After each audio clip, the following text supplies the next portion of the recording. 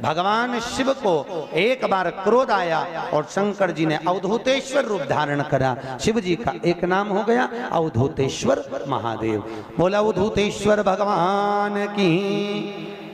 कहते हैं जिन माताओं के नेत्र में रोग होता है, नेत्रों से दिखाई नहीं देता, तकलीफ रहती है, आंखों से कुछ ना दिखे, तो अवधूतेश्वर महादेव का नाम लेकर शहद, शहद जानते हो, मधु, शहद मुख्य शिवरात्रि के दिन 12 महीनों में जो एक शिवरात्रि आती है महाशिवरात्रि, उस शिवरात्रि के दिन थोड़ा सा शहद शंकर भगवान के शिवलिंग पर रात्रि को अगर 12 बजे चढ़ा दिया जाए और एक बेलपत्र चढ़ा दी जाए, उस शहद को निकाल कर लाया जाए, डब्बी में रख लो, शीशी में रख लो।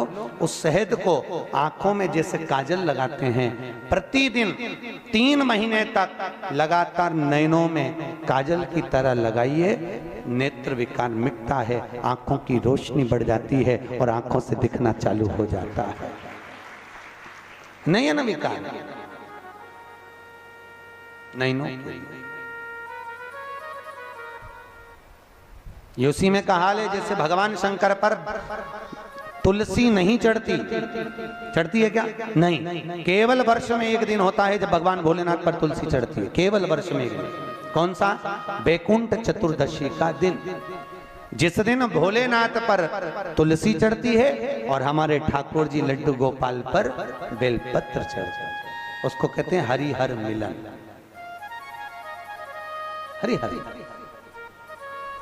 बेलपत्र कितनी बजे चढ़ती है? रात को 12 बजे से लेकर सुबह 4 बजे तक बाबा भोलेनाथ पर तुलसी और ठाकुर जी को बेलपत्र। उसको उठाकर सुबह 4 बजे के बीच में शहद की शीशी में रख लो। जो बच्चा पढ़ने में कमजोर हो, विद्या में कमजोर हो, बुद्धि में कमजोर हो, उसको चटाना चालू कर दो। 1 महीने तक, जब एग्जाम का टाइम आए, 1 महीने तक लगातार चटाओ, बच्चा पढ़ने में होशियार हो जाता है। जो तुमने समझाया वो जिंदगी में भूल नहीं पाता है, उसकी विद्या प्रबल हो जाती है, विद्या प्रखर होती है, प्रबल विद्या।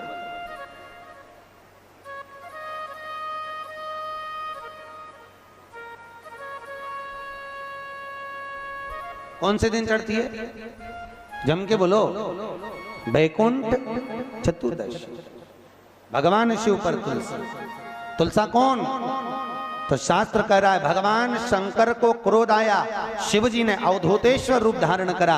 अवधूतेश्वर रूप को भगवान ब्रह्मा जी ने नारायण के कहने पर घोड़े का रूप दे दिया और उस अश्व को, उस घोड़े को समुद्र में फेंका। समुद्र में फेंकते ही उस अश्व के रूप में से शिव का एक रूप जलंधर के रूप में जन्म ले लिया। क्या नाम पड़ा? जम के बोलो। जलंधर। जलंधर का अवतार हो गया और जलंधर शिव के स्वरूप जैसा रहता है, भगवान शंकर जैसा।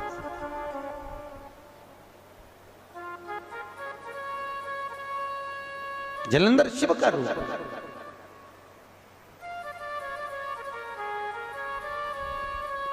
और जलंधर भगवान शंकर का स्वरूप धारण कर रहा। उसका विवाह वृंदा के साथ में हुआ। वृंदा कौन? जो माता पार्वती और शिव की आराधना में लीन रहती थी। वो शिव और पार्वती की आराधना में जो लीन रहने वाली है, शंकर और पार्वती की आराधना में 24 घंटे डूबने वाली है, ऐसी वृंदा है। भगवान शिव के बिना एक क्षण नहीं दे पाते थे। दिन रात शंकर की आराधना करना, शिव में डूबे रहे। बड़ा प्रखर नियम था उस वृंदा का। भाई शिवलिंग पर बेलपत्र चढ़ाना, जल चढ़ाना, इसका भी एक नियम होता है कि शंकर जी पे शिवलिंग पर जल कहाँ चढ़ाया जाता है। सबसे पहला जल अगर शंकर जी को चढ़ाने जा रहे हो तो शंकर जी के जो चरण है, जहां से पानी नीचे गिरता है, उसके सीधे वाले भाग पर, अपने हाथ का सीधा भाग, वहां जल चढ़ाओ। फिर जहां लेफ्ट भाग है वहां जल चढ़ाओ। जहां शंकर भगवान का शिवलिंग रखा हुआ है, तीसरे नंबर का जल वहां चढ़ाना चाहिए। चौथे नंबर का जल भगवान शंकर के शिवलिंग पर चढ़ाना चाहिए।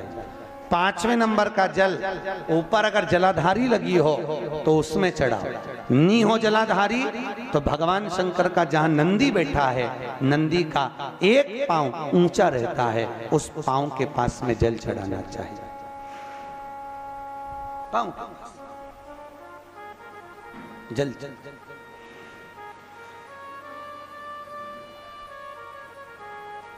चरण के पास में। ऐसे 5 स्थान दिए हैं जल चढ़ाने के लिए। शिव जी का स्नान कितनी चीजों से होता है? 5 चीजों से। पंचामृत, दूध, बोलते जाओ, दही, फिर घी, शहद, फिर शक्कर। ये 5 चीजों का प्रमाण क्या है? शास्त्र कहता है दूध चढ़ाने से घर में संतान की वृद्धि होती है। दही चढ़ाने से भगवान शिव के, अगर शिवलिंग पर हम दही चढ़ाते हैं, उससे परिवार में प्रेम बढ़ता है। क्या बढ़ता है? प्रेम। फिर घी चढ़ाने से हमारे घर से रोग दूर होता है। शहद चढ़ाने से, भगवान शंकर पर जो शहद चढ़ाया जाता है, वो चढ़ाने से घर में संपदा की वृद्धि होती है। और 5वें नंबर पर भगवान को शक्कर, खांड जो आप जानते होंगे, शक्कर आदि पिसी हुई चढ़ा देने से, शिव जी को चढ़ाने से हमारे घर के बच्चे जिद्दी नहीं होते। क्यों कहते हैं? जो बच्चा जिद्दपन करता हो, जो बच्चा जिद्दी रहता हो, तो क्यों कहते हैं कि अवधूतेश्वर महादेव का नाम लो और उसके हाथ में शक्कर की कटोरी देकर शंकर जी पे चढ़वा दो, बच्चा कभी जिद्दपन नहीं करता। अवधूतेश्वर महादेव का नाम लेकर सोमवार की अष्टमी के दिन चढ़ाया जाता है। सोमवार की अष्टमी को अवधूतेश्वर का नाम लेकर।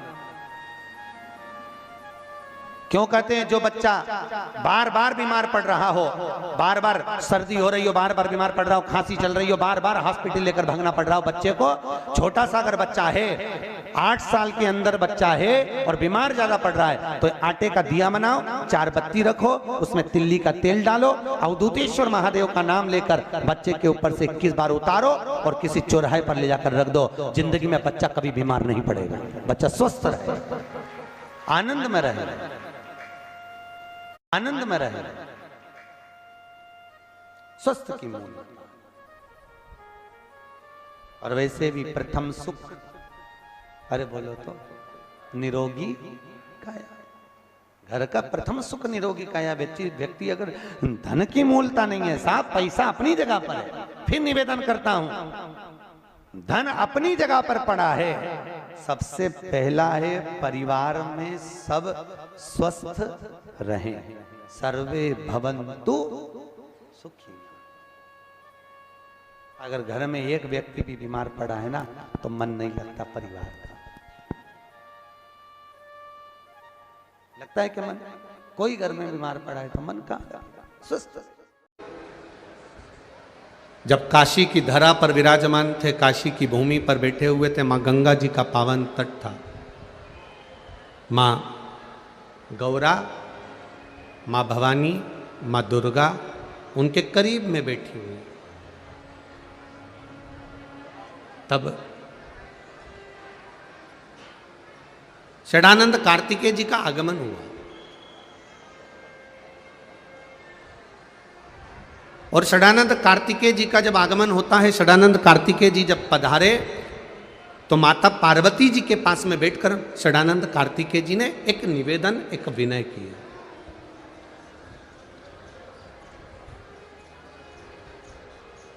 एक निवेदन षडानंद कार्तिकेय जी ने कहा अपनी माता से,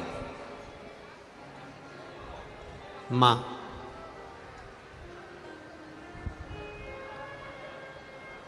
ये काशी अभिमुक्त नगरी है। काशी में जिसके प्राण छूट जाते हैं वो दूसरी बार पृथ्वी पर जन्म नहीं लेता, मुक्त हो जाता है। ये वो काशी,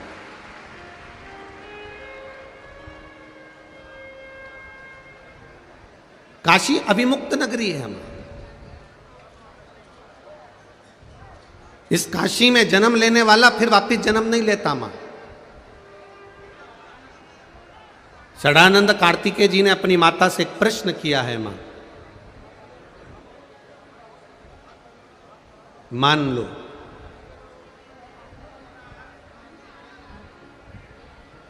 किसी कारणवश काशी से बाहर, काशी को छोड़कर कहीं दूसरी जगह कोई स्थान, जैसे अपन मान लो बरहानपुर है, सीहोर है, लातूर है, भुसावल है, या जलगांव है, या आदिक जितने भी स्थान हैं आसपास के, खंडवा समझ लो, खरगोन समझ लो, जो भी आपकी चित्तवृत्ति में आ जाए। ये षडानंद कार्तिकेय जी का बड़ा भारी प्रश्न है अपनी माता से, मां मान लो काशी में जिसके प्राण छूटते हैं वो मुक्त हो जाता है, वापिस जन्म नहीं लेता, पर एक निवेदन है, अगर किसी का आगमन काशी में नहीं हुआ हो, वो काशी में नहीं पहुंचा हो, और मान लो वो फिर जन्म ना लेना चाहे, मुक्त होना चाहे, तो उसके लिए क्या करना पड़ेगा?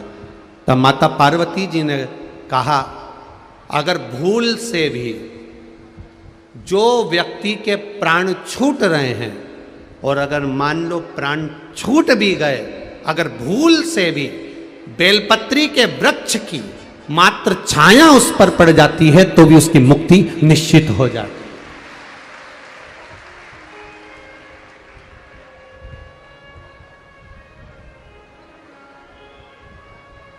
केवल बेलपत्री के वृक्ष की छाया पड़ जाना, बेलपत्री के वृक्ष की केवल एक ओट पड़ जाना,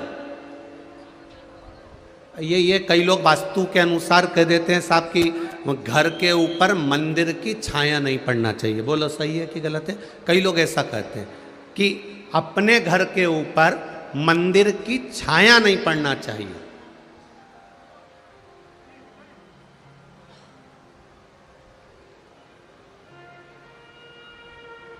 पर किसी वास्तुशास्त्री से एक बात जरूर पूछना, आप कह रहे हो कि घर के ऊपर किसी मंदिर की छाया नहीं पड़ना चाहिए, पर वास्तुशास्त्र में एक बात बहुत अच्छी लिखी है, उस मंदिर के पास में अगर कोई जलाशय है, उस मंदिर के पास में कोई कुआं है, उस मंदिर के पास में कोई बावड़ी है, उस मंदिर के पास में कोई तालाब है, उस मंदिर के पास में कोई हापसी है, उस मंदिर के पास में कोई स्थान पानी का है, या उस मंदिर के पास में बेलपत्री, पीपल, आंवला, शमी, देव वृक्ष अगर कोई विराजमान है, और उस मंदिर की भी छाया आपके घर पर पड़ रही है, तो वो दोष नहीं देती, वो कल्याण कर देती है।